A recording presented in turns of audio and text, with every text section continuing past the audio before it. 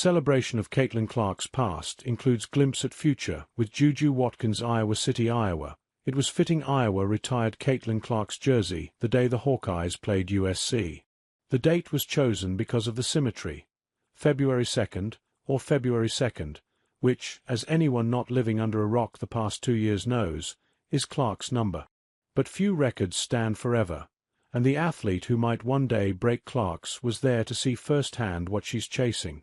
JuJu Watkins set the NCAA freshman scoring record last season with 920 points, and tied for the fourth fastest player ever to reach 1,000 points. She has scored 1,472 points through her first 55 games, slightly behind Clark's pace that eventually saw her set the all-time NCAA Division I scoring record with 3,951 points.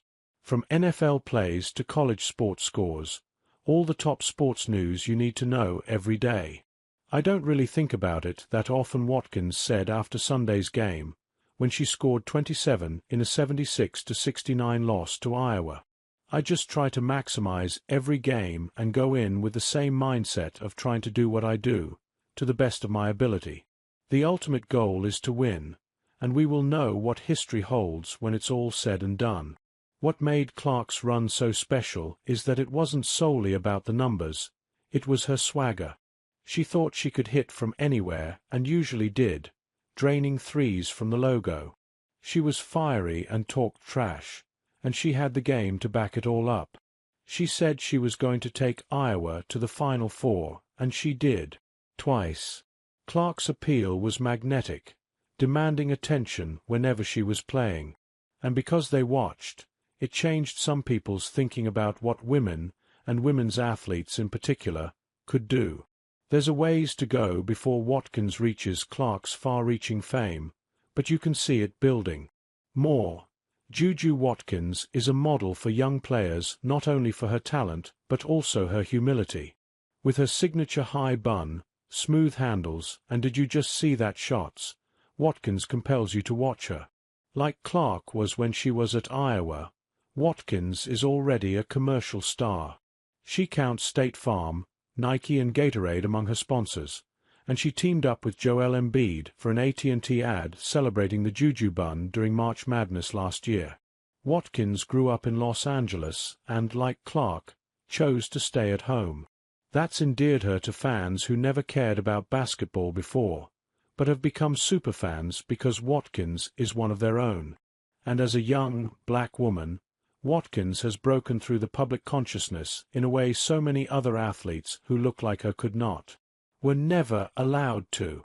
JuJu's been authentic in her own journey the whole time, USC coach Lindsey Gottlieb said. Her gravity, and that of Kiki Iriafen and our other LA players, has really energized the community, Gottlieb said. It's neat that we have players from LA, smart, talented, beautiful African-American women that people that look like them can look up to. Women's sports was already on an upward trajectory before Clark, but she was an accelerant. When she'd get asked last season whether the interest could be sustained after she left Iowa, Clark would say yes, pointing to all the talented young players who already had followings. Watkins was always on that list. The two never crossed paths last season. But on Sunday, with Watkins and her USC teammates staying to watch the jersey retirement ceremony after the game, Clark gave a very public seal of approval. "JuJu, you're awesome," Clark said. "It was fun to be here and watch you play."